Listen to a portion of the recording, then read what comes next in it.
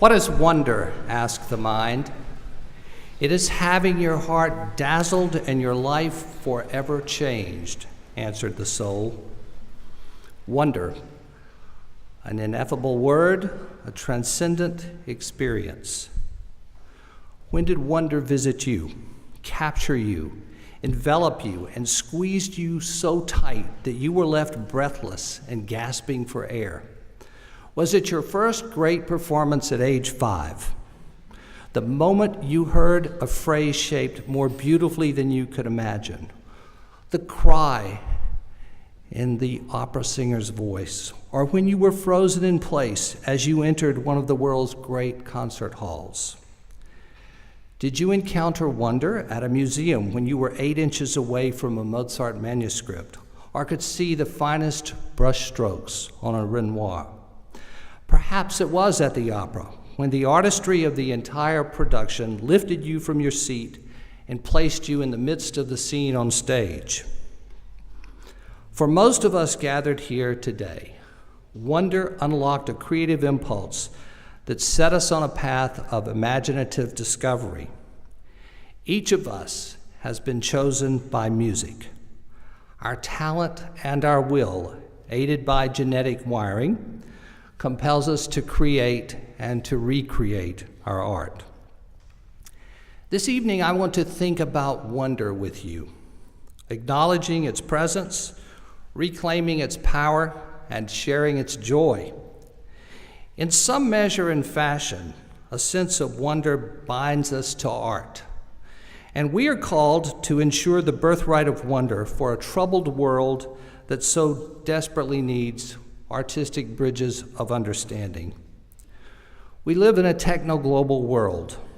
Society has softened the boundaries of core values in virtually every walk of life, a circumstance that guarantees a constant assault on your sensibility and sensitivity. These environmental conditions are strikingly different from those of even 5 years ago.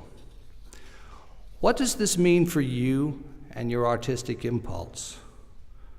To you, students who are returning and who are new, what brings you today to this place?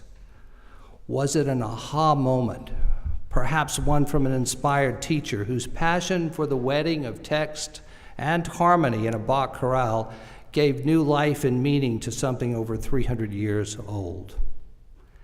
At some point, your fascination with mystery, inexpressible feelings, and sheer amazement had to influence your artistic temperament and aspirations. Yale is a dwelling place for wonder. The insight from a distinguished artist teacher in a lesson, the treasures of art and historical artifacts in the galleries and museums, iconic architecture, lectures by global leaders, heads of state. Let us not forget the extraordinary libraries, an inspiring rehearsal, or the smile of your first music in school student who just played a scale correctly. You can and you must rediscover wonder while at Yale. You are here to receive and to give knowledge, to gain understanding and insight, and to seek and nurture your distinct artistic voice. Quite frankly, you're here to make sense of things. Undoubtedly, wonder slipped quietly into your world from time to time, but how often did it escape unnoticed? Was it the seductive addiction to your iPhone that caused you to miss the performance of live music or the unrivaled beauty of a rainbow emerging from the clouds? Are you really too busy to look at the sculpture that sits in the front of the entrance to the Yale Art Gallery, or the fading, cracked fresco on the Woolsey Hall ceiling? Be assured that plausible arguments can be made for technological wonder, but I am speaking tonight about something very different, an extraordinary place inside each of us that is ours alone. There are other reasons that we casually dismiss and discard the presence of mystery, of wonder. For some, it is simply frightening.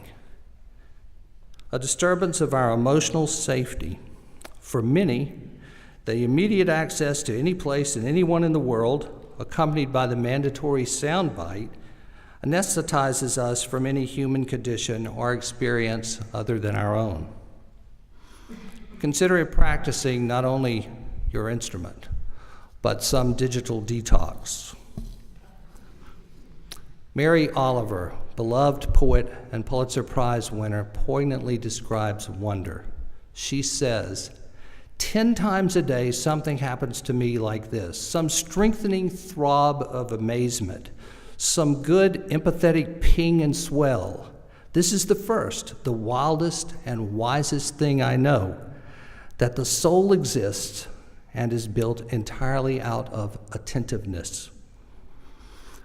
Art wells up and springs from the attentive soul, and this is the source of our intellectual, ethical, and spiritual values.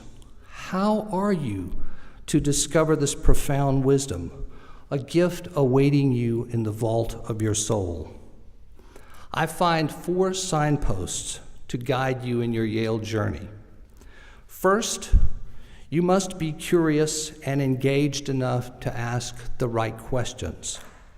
Why must be answered incessantly with why. The right questions are derived from disciplined and thoughtful study, not careless and disinterested preparation. Always be mindful of the fact that truth without questioning is false, and that the small truth is infinitely better than the big lie which gives you a quick answer. Second is a sense of humility and gratitude. By accident of birth, our lives are irrevocably charted under incredibly diverse circumstances. For example, we reside in a nation where freedom of expression, no matter how woefully uninformed or offensive, is protected. Others with more talent and innate abilities live in harsh, repressed conditions that suffocate and, yes, eradicate creativity, independent thought, and life itself. Talent is a gift to be cultivated, nurtured, and shared unselfishly. It is not our entitlement. Talent is not our right. Humility enables us to see and to understand that music is a sacred trust, and one's approach to acquiring the necessary skills and techniques for making and recreating music is with a sense of expectation. I have always appreciated the manner in which the Cistercian monks prepare for the daily chapel service.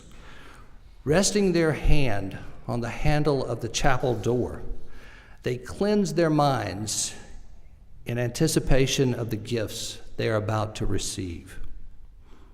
A Chinese friend in Shanghai confided to me recently that he greeted his piano each morning and asked what discoveries it held for him that day.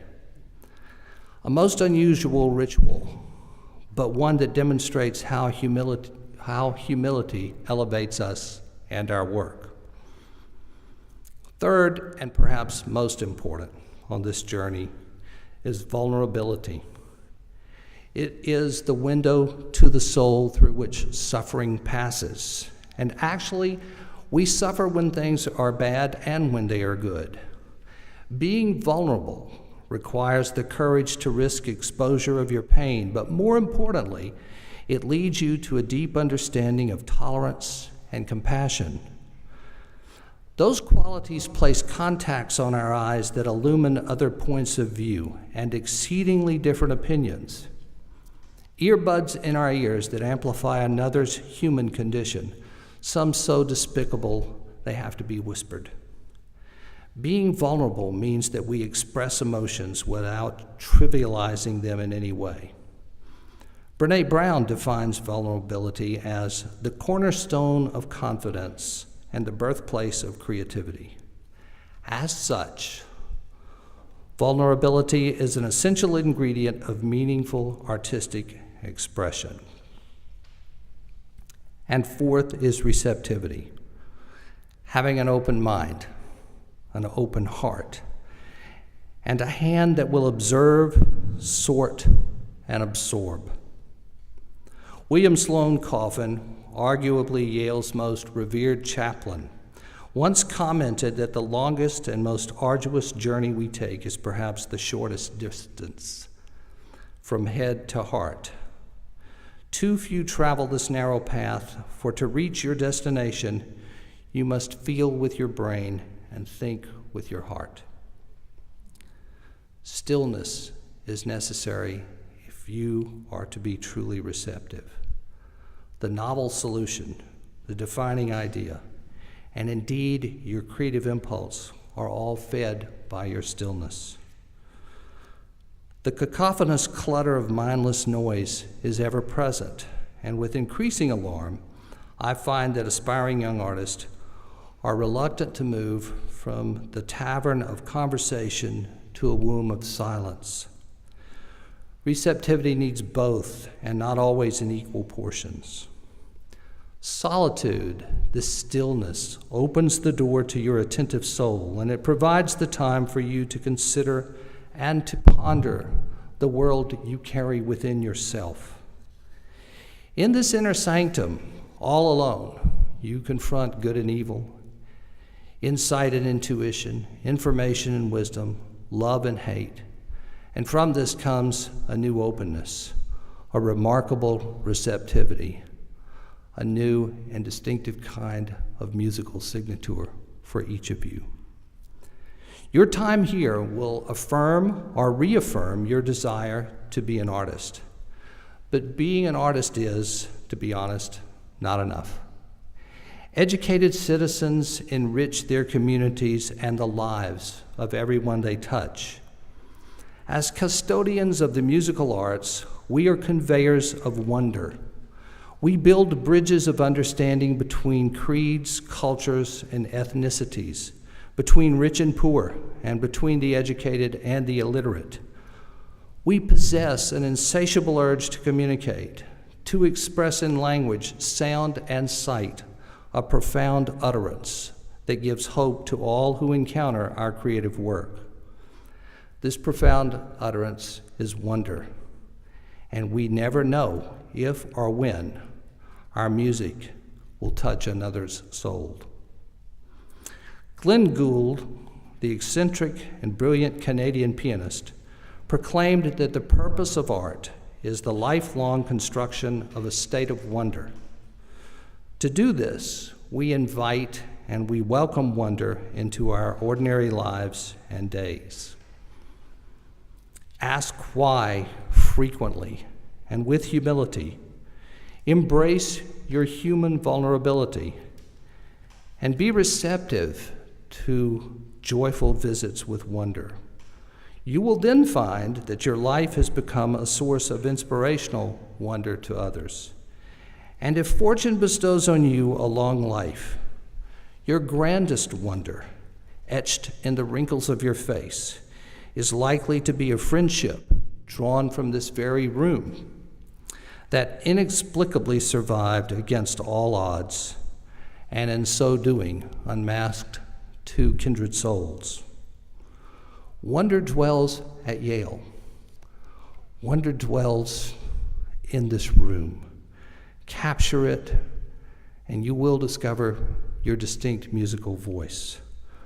We welcome you to Yale, and I wish you every success as you take this journey. Thank you.